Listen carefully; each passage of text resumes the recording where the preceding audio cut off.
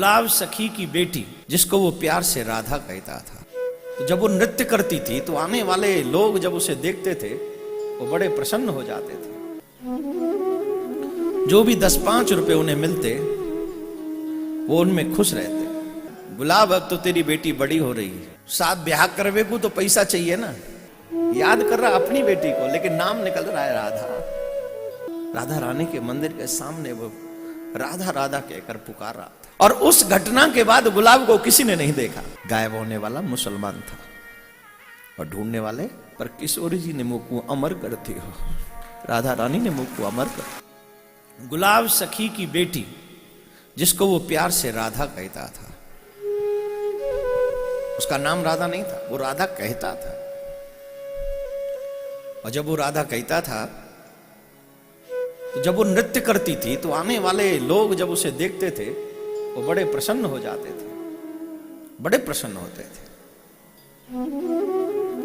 जो भी 10-5 रुपए उन्हें मिलते वो उनमें खुश रहते, उसी में वो खुश रहते।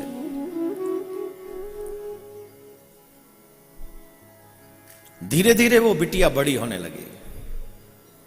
वो जो राधा है, वो राधा सिर्फ गुलाब सखी की बेटी नहीं थी, पूरे बरसाने की बेटी थी। जब वो बिटिया बड़ी होने लगी तो बरसाने के गुसाई लोग और भक्त लोग कहने लगे, महाराज गुलाब, अब तो तेरी बेटी बड़ी हो रही है, अब तो इसकी शादी की चिंता कर। तो गुलाब सखी कहते अब सखी तो भावना आ जाती दूसरी। गुलाब कहता कि महाराज साथ ब्याह करवे को तो पैसा चाहिए ना, ब्याह करवे को पैसा चाहिए, कैसे होगा ब्याह?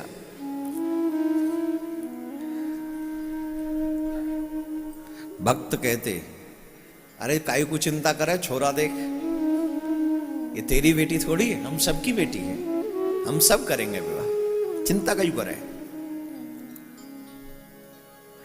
तब मिल गए, एक बहुत सुंदर सा लड़का मिला और उस लड़के के साथ में उसका विवाह हुआ। बरसाने के तमाम प्रबुद्ध गुसाई महात्माओं ने विवाह किया। इतना सुंदर विवाह हुआ, कुछ पूछो मत, बहुत सुंदर विवाह हुआ। लेकिन जब से वो बेटी गई है, गुलाब जो थे वो उदास हो गए, क्योंकि उनकी तो पूरी जिंदगी वही थी। राधा रानी के यहां बैठकर वो सारंगी बजाता, गुलाब की बेटी नृत्य करती और उसी में वो पूरी सेवा समझता था अपनी। लेकिन जैसे ही वो बेटी विदा हो गई, वो गुमसुम हो गया।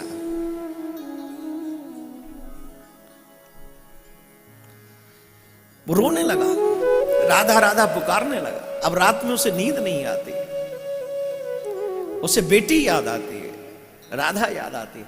अब बुला रहा है अपनी बेटी को, याद कर रहा अपनी बेटी को, लेकिन नाम निकल रहा है राधा। 3 दिन तक लगातार राधा रानी के मंदिर में बैठकर वो राधा राधा पुकारता रहा, न कुछ खाया न कुछ पिया। सब लोग समझाते, बेटा क्यों रोते हो गुलाब, बेटी तो पराया धन होता है, उसे तो एक दिन जाना ही पड़ता है। एक किसी महानुभाव ने बहुत अच्छा लिखा है, बेटी को जग में जन्म होनो ही दुख रूप, घर में कोई न रख सके रंग हो चाहे भूप। बेटी का जन्म होना ही दुखद है, कोई अपने घर में नहीं रख सकता, चाहे वो कोई राजा की बेटी हो चाहे किसी भिखारी की बेटी हो।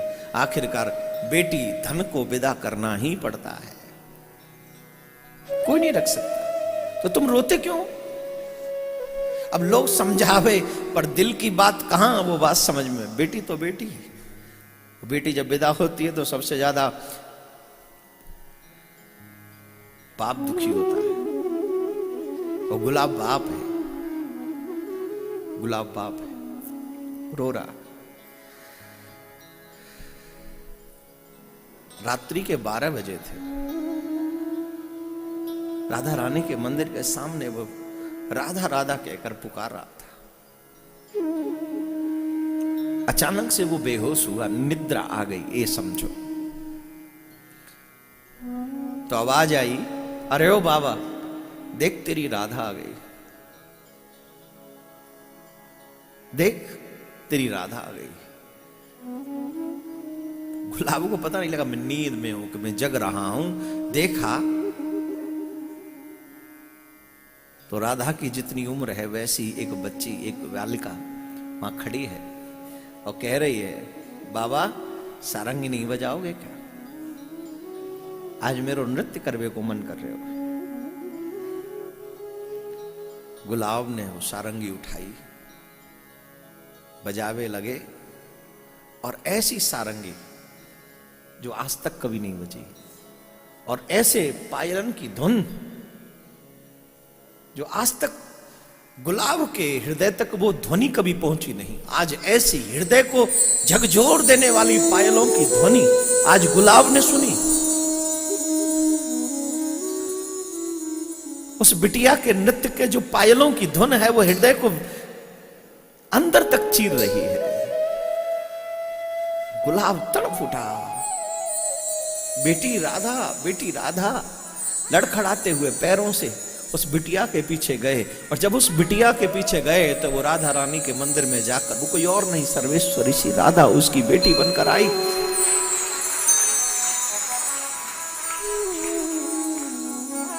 उनकी बिटिया राधा बन के आई। और उस घटना के बाद गुलाब को किसी ने नहीं देखा। उस घटना के बाद किसी ने देखा। सब लोग ढूंढते रहे उस गुलाब को।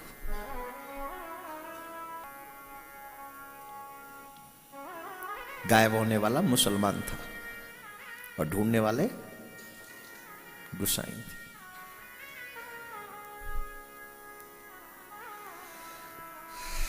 सबने सोचा कि शायद बेटी के वियोग में गुलाब शरीर छोड़ दिया।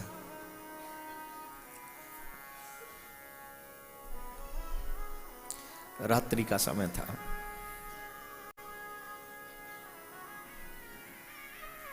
किशोरी जी को सेन कराकर गोसाई जी जा रहे थे। आवाज आई, गोसाई जी राधे राधे।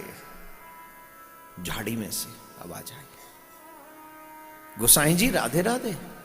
मुड़ के देखा, कौन? गोसाई जी ना पहचाने हो? कहा, मैं तुम्हारो गुलाब। और झाड़ी में से गुलाब निकल के आ रहा है। गोसाई जी डर गए, अरे गुलाब तू तो मर गए हो।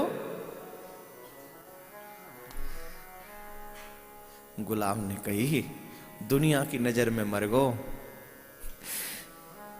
पर किशोरी जी ने मुख को अमर करती हो। राधा रानी ने मुख को अमर कर।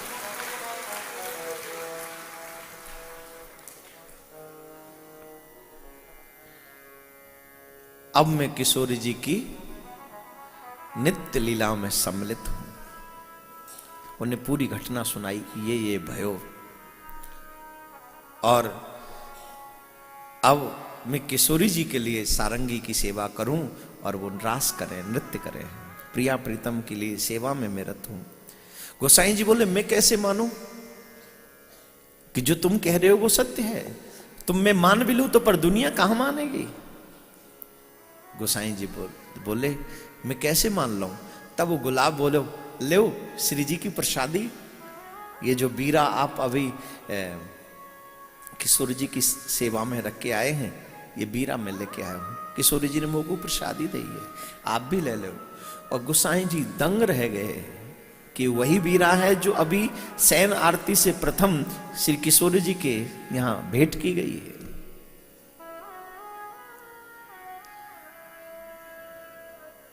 गोसाई जी बोले, गुलाब तू रहे कहां है? बोले, मैं फलाने चबूतरा पे रहूं, आजवा को नाम गुलाब सखी चबूतरा है।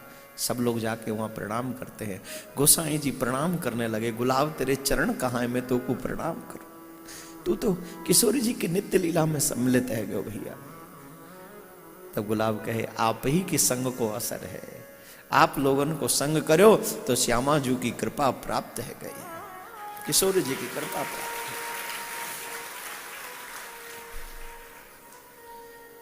अब यहां एक प्रश्न उठता है, गुलाब को ऐसी कृपा मिली क्यों? ऐसी हेतु की कृपा उन पे हुई क्यों? गुलाब ने तो अपनी बेटी के लिए रोया, गुलाब तो नहीं रोए, उस राधा रानी के लिए तो नहीं रोए, बेटी के लिए रोए। बेटी चली गई तो हतप्रभ हो गए, फिर भी गुलाब के ऊपर कृपा कैसे? बोले चाहे जो भी हो, नाम तो राधा ही पुकारा था। चाहे जो हो, द्वार तो किशोरी जी का ही था। चाहे जो हो, आसरा और भरोसा तो राधा रानी का ही था।